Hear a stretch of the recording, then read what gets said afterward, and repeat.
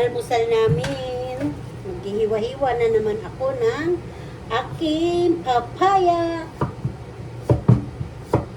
Nag-iinit na po ako ng aking mantika sa ano ito? Pangalan nito? Pangpritong isda. Pero mga kababayan, hindi ko ito lalahatin kasi masarap niya sa tinula. Gusto ko lang kumain talaga ng ginataang papaya.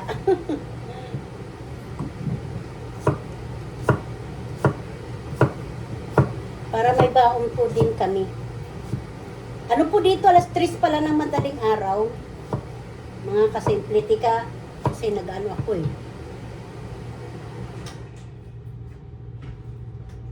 Lagay muna ako ng mantika. Kayo po, anong almusal niyo mga kasimple? Ha? Kailangan may almusal tayo lagi pa. Lalo po pag may trabaho ang mga anak, ang mga nagpumapasok sa eskwelahan, ay siya. Dapat lagi po healthy ang ulam natin. Dapat lagi po may gulay. Saka may baon na po.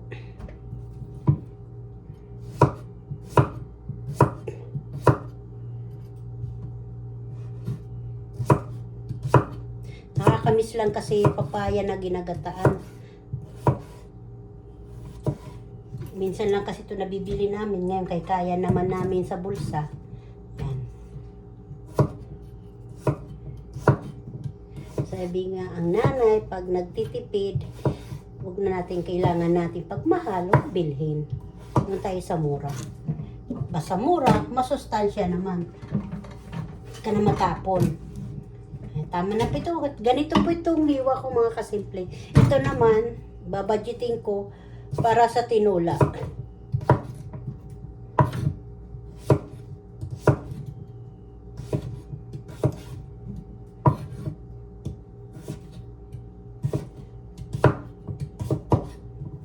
marami na, dagdagan ko pa yung ginataan. Baka kasi masarap yung gata po.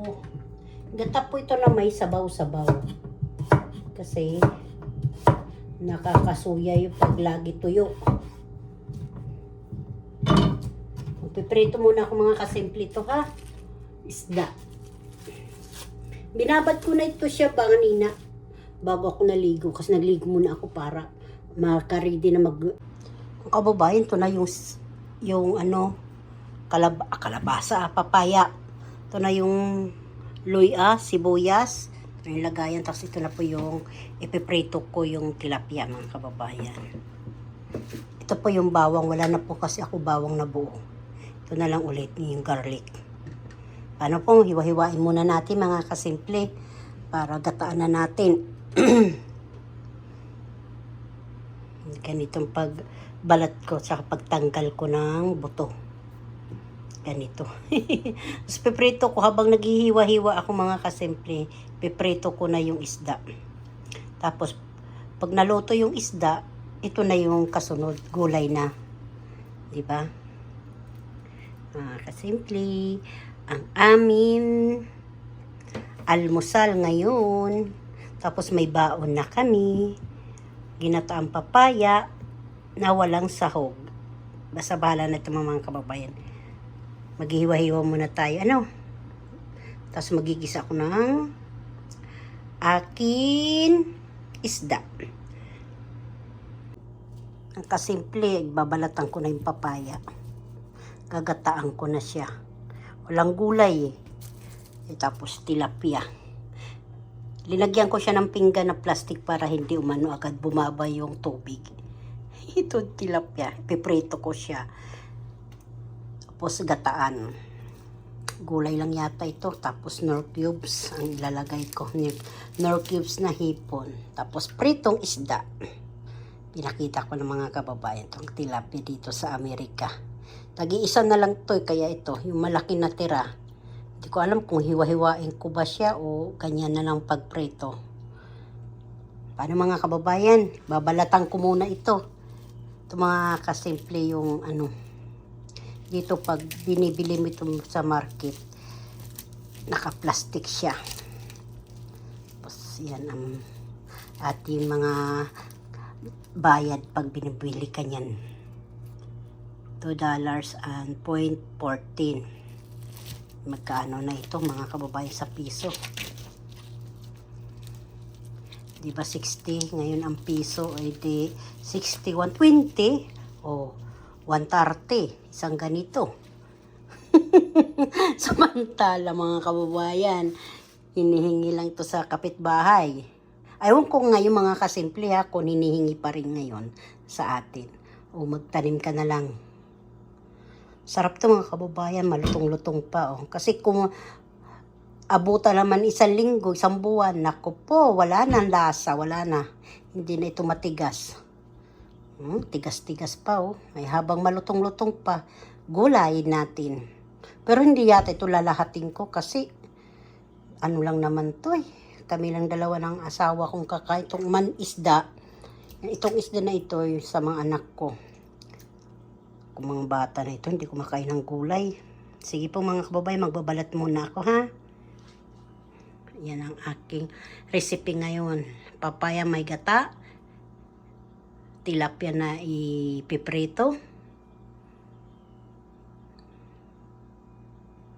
Hindi ko na siya lagyan ng manok. Nakakasuya na yung manok. Karne ba? Maghanap na lang ako kung ano nandiyan sa rep. Hipon ba? Masarap din yun mga kasimple.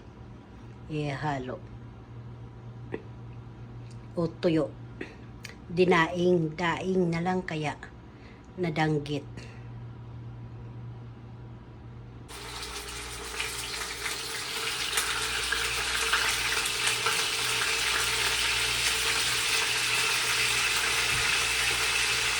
Mabango. Good morning mga kababayan. Nandito naman si Ate D sa Simpleng Buhay USA. Ay magano ko ng lutuin ng almusal breakfast. Today ay Friday. Friday ng umaga. Ang ingay-ingay ko.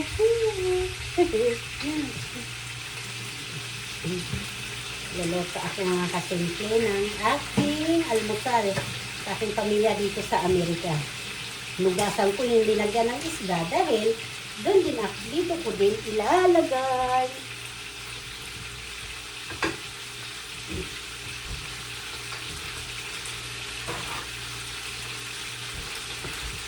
Lalagyan lang natin ng tissue para pag ilinagay na natin dito, tutuloy yung mantika. Diba? Hindi natin nakakain, hindi papasok sa katawan natin. Ay siya, sige po mga kababayan, lulutuin ko muna yung aking linuluto ay pritong isda na tilapia. Mga kababayan, ito pala yung daing. Ilalagay ko sa aking gatang tilapia. Ito po. Daing, hindi ko alam kung anong daing ito eh. O galunggong na ano, tambaka ba ito? Ito.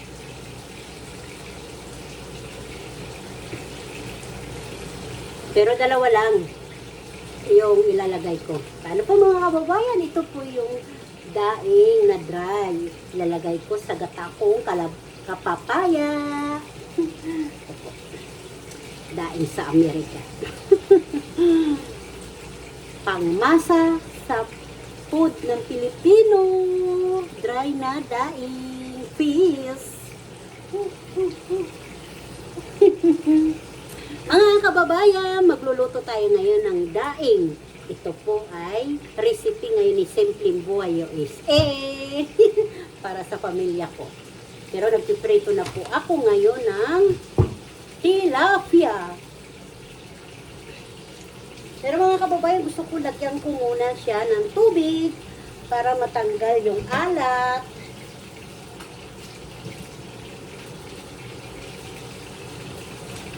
Yung tilapia ko. Paano po mga kababayan, mamaya ulit pa, hindi pa naman siya mahaba-haba. Daing. Tatago ko na ito sa rib para yung dalawa, yung binabad ko po sa tubig para po matanggal pa yung kunting alat. Mga kababayan, ito na, itatago ko yung aking natirang papaya. Ito naman yung gagataan ko. Paano po mga kababayan, ready na naman si Simple sa gata. Wala pa ako kinukuhang gata kasi nandun pa sa kabinet. lalagay ko ito sa freezer. Yung aking tirang papaya. Kasi pag inubos ko naman yun, wala naman yung kakain. Saka konti lang to. Konti lang kaming kakain sa gulay. Ayan, ito lang. Paano mga kababayan? Kasi magigisa na naman ako ngayon ng aking binabad na daing. Hugasan ko muna yung kutsilyong hiniwa-hiwa ko sa isda para matanggal yung langsa. Kaya malangsa ba? Binabad ko muna yung sa suka yung dinaing ko. O yung prinito kong tilapia. Nagkamali-mali na naman akong bigkas. Tilapia, ang dinaing ko, binabad ko dito sa tubig ito. O dinaing dry na tuyo. Na tuyo, ano ba ito? Daing. Diba tanggal na siya?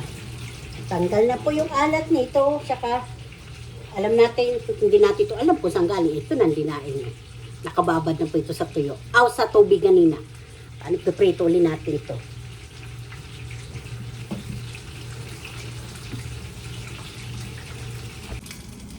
Kasimple, luto na yung aking tilapia. Ito na susunugin. Dahil sunog na. Ingay ko. Ano pa lang dito, alas 3 ng umaga. Ingay ko na. Ito na susunugin dahil sunog na.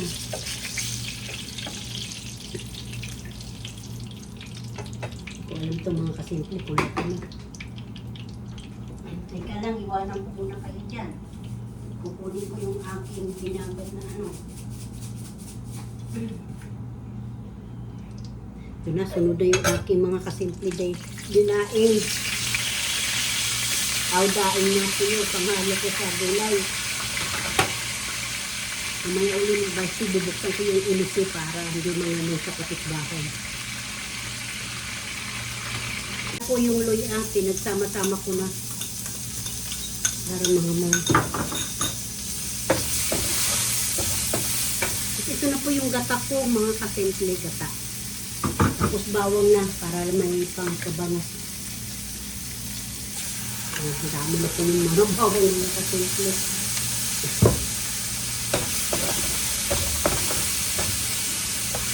Ganyan na po, mga kasimple. Hugasan ko muna yung papaya ko. Ay, ako.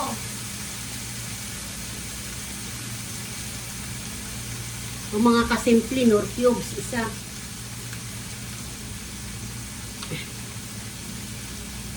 Isang box lang. O isang ay naku.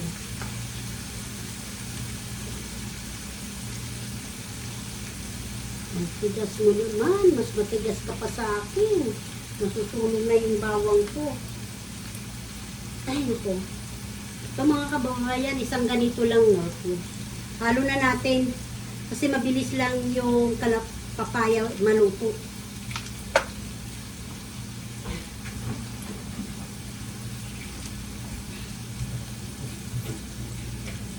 Ito na mga kababayan, papaya ko.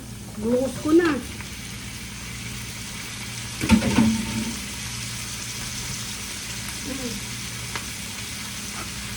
Isa ko lang muna kung ito na. Ano yung mantika? Tumalsik. Oo. Ang ating ulam ngayong gulay na papaya dito sa Amerika. Ginataan. Yung kababay, masarap din ito laswa ha. Tapos lagyan mo ng sabaw na bagoong isda. Sarap din yun. Ito mga kababayan, halo ko na yung gata. Tama lang po yan. Huwag lalakatin.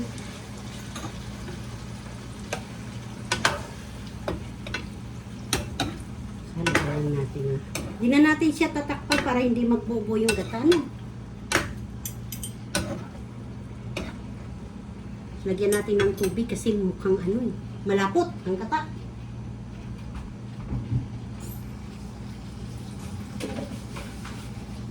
Malapot ang gata.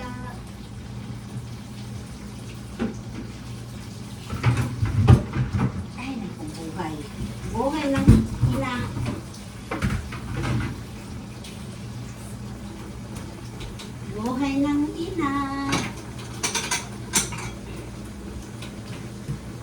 ina.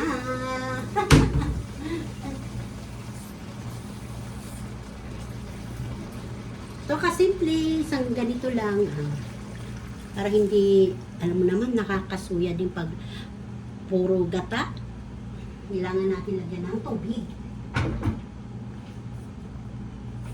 Ito mga kasimple, gusto nyo magbitsin, lagyan. Pag ayaw, pwede din. Gusto nyo paminta, lagyan. Kung hindi, wag na. Yun lang mga kababayan. Kunting asin lang mga kababayan dahil may ano ba pangalan nito? Mayroon tayo mga kababayan, ito na po yung aking ginataan kalabasa. Kalabasa, papaya.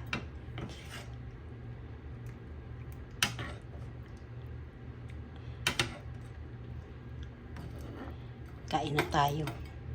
Dahil magka-alas 7 nandito, alas 8. O pasukan na.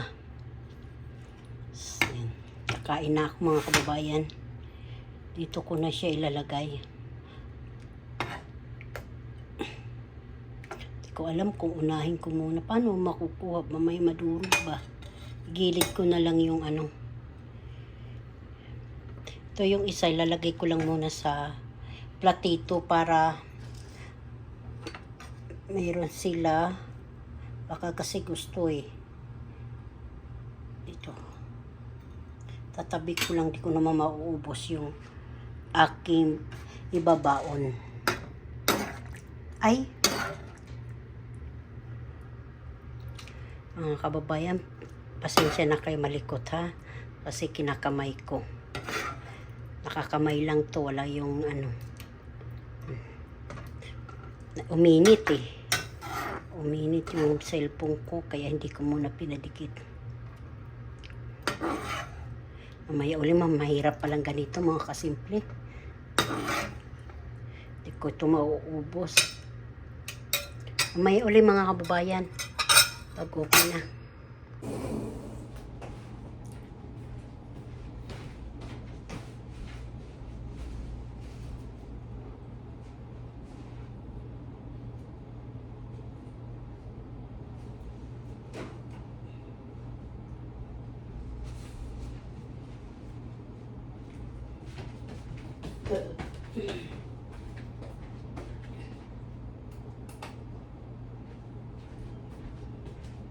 Pasensya na kayo mga kababayan. Ginising ko muna yung mag-ama. Paano po mga kababayan? Hiningal na ako. Kain tayo. Ito yung aking isda. So yung kanin ko. Tapos ito naman yung ginataan. Ginataan takalabasa mga kababayan. Kain po tayo mga kababayan. Thank you Lord sa binigay mo sa akin ngayong umaga. Sa biyayang sa amin ngayon blessing ngayon umaga. Marami pong salamat. Amin. Kain po tayo. Tubig na lang po ako ngayon. Hiningal na po ako mga kasi tuyong tuyo. Paano? Kain tayo. Ito, nagprito din pala ako mga kasimpleng baboy. Pork chop.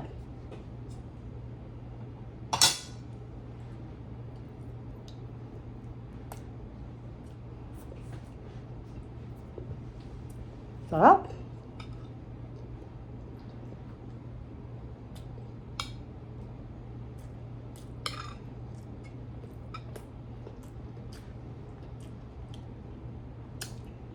Nagmamadali na po ako. Almusal lang ako. Habol ko na yung oras.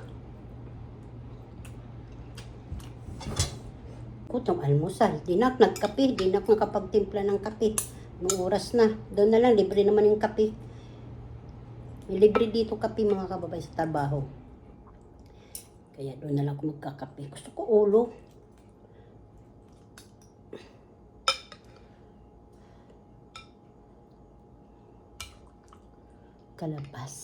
Kalabasa ako ng kalabasa. Papaya Kain po. Ito na yung kanin.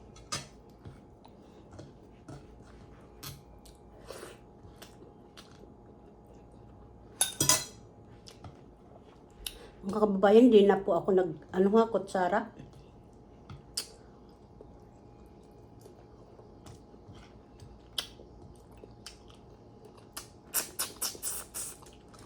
Sarap.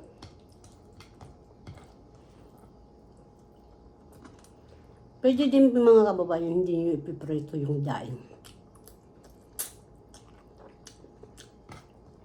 Kaso pag hindi mo prinito, nadudurog. Sayang. Hinayang talaga ako kahit maliit na butil. Kasi doon sa palayan, ang hirap-hirap niya mag-ani, ang init-init. Mahirap din magsabnit, mahirap din mag-ani, mahirap din mag-grab.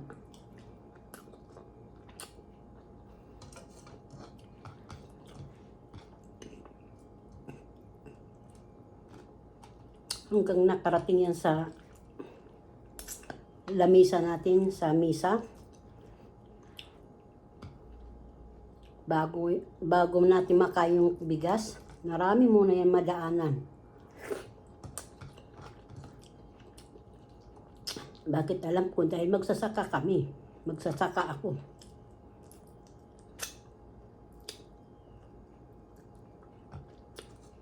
Lalo noon mga kababayan na wala pa yung makina, wala pa noon ginigiok ko yung paa ko. Nagigiok kami. Tapos yung nauso yung lambos. Nalambos namin yung palay.